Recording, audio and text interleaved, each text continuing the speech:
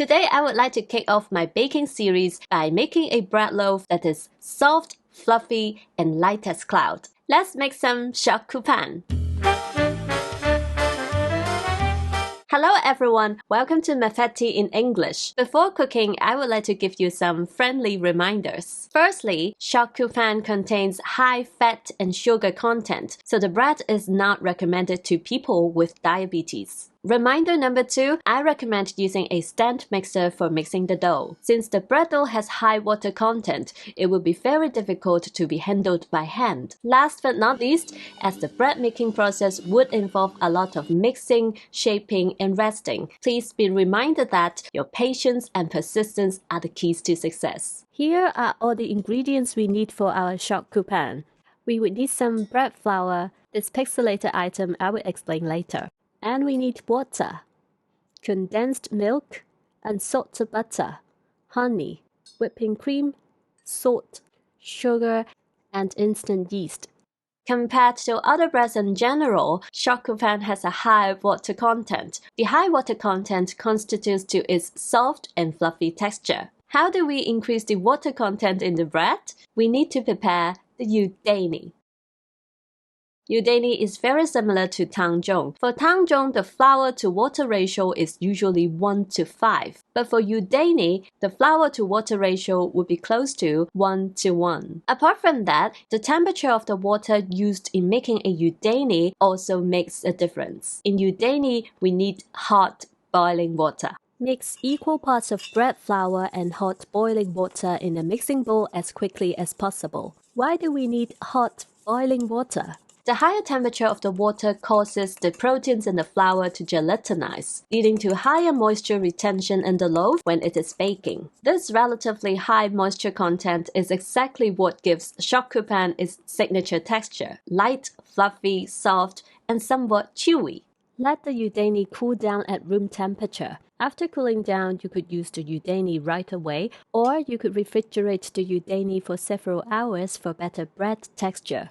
To ensure efficient mixing in the stand mixer later, I'll first mix the liquids with the yeast together.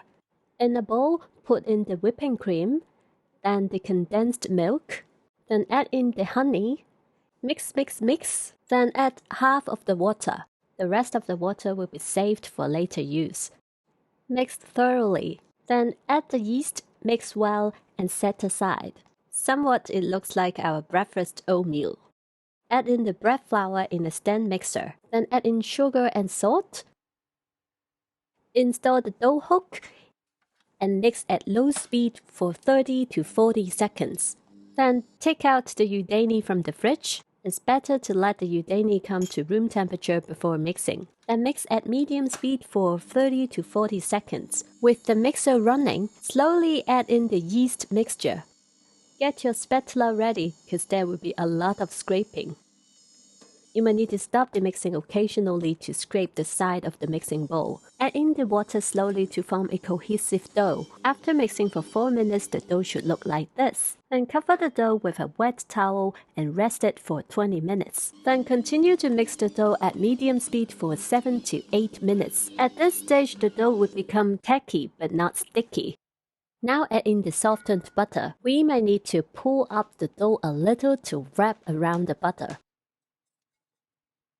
Mix at low speed for 2 minutes. It's just normal for the butter to be flipped to the side of the mixing bowl. Just use a scraper or spatula to scrape the side of the mixing bowl will do. Then mix at high speed for another 2 minutes. Oh my god, where is my stand mixer heading to? So after mixing for around 4 minutes, the dough will become smooth. Now we can perform the window pane test. Take a small ball of dough and stretch it into a square. Keep on stretching until it becomes a thin film in the middle without breaking. The dough must be thin enough to pass light through it. If the dough passes the window pane test, then it is properly kneaded and mixed. Slightly oil another mixing bowl, knead the dough briefly into a ball, and place the dough in the mixing bowl. Now the dough is ready for its first fermentation. I recorded the dough temperature is around 27.7 degrees Celsius. Cover the dough with cling film. After an hour or so, the dough will double in its size.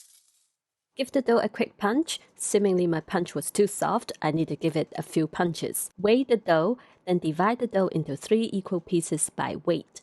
Then take out one of the 3 dough balls. Cover the rest with a wet towel. Flatten the dough ball and punch out any large air bubbles. Then lift up the sides of the dough to the center to form a dough ball. Roll the dough ball gently to smoothen it out. Do the same with the rest of the dough balls. Cover them with a wet towel and let them rest for 30 minutes. It's time to do some shaping. The dough balls are looking good.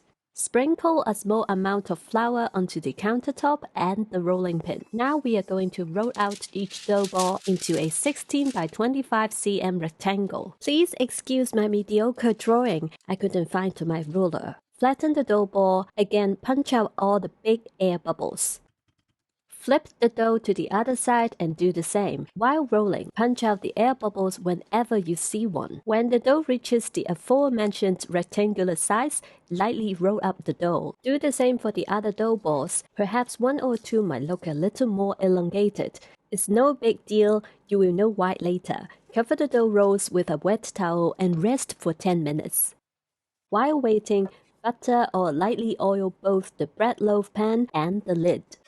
Then take out a ruler or a measuring tape, stretch it to 35 cm. We are going to roll each dough roll into a 7 by 35 cm rectangle. Forgive me, I'm saying this for the 3rd time. Remember to punch out any large air bubbles while rolling out the dough. Roll the dough gently from bottom to top, pinch to seal the bottom. After working out with all the dough, place the dough rolls into the loaf pan. Now cover with cling film and prove it until it is 80% full. Preheat the oven to 180 degrees Celsius. The dough temperature is also 27.7 degrees Celsius for the second fermentation. When the dough is almost 80% full, the dough temperature is around 28.7 degrees Celsius. Cover the loaf pan with the lid.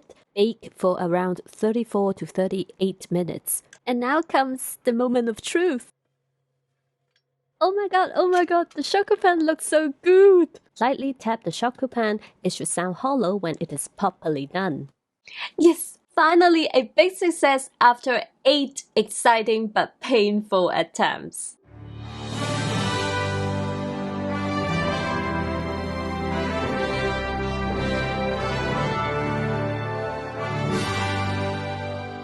So you see, making Shokupan is really challenging. Please do appreciate my hard work. Kindly comment, like, and share this video. Please subscribe to my channel and click the bell for notifications so that you won't miss any of my upcoming videos. So until next time,